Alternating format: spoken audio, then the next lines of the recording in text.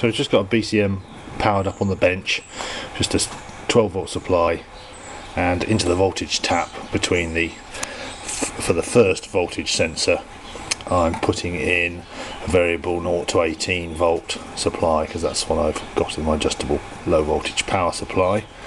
And then the output side of the isolator is just feeding into my multimeter here. So if we just zoom into the multimeter, you can see for a 10 volt input the output stage of the isolator is giving 2 volts.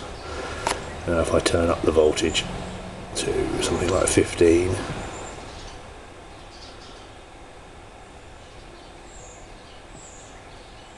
get the gist.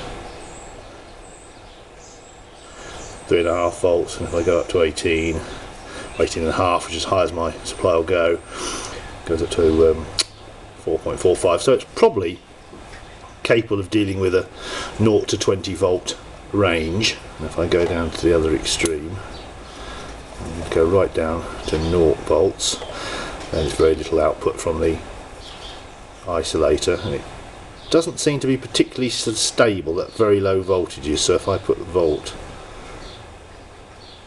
that's 120 millivolts output, but it's jumping around a bit.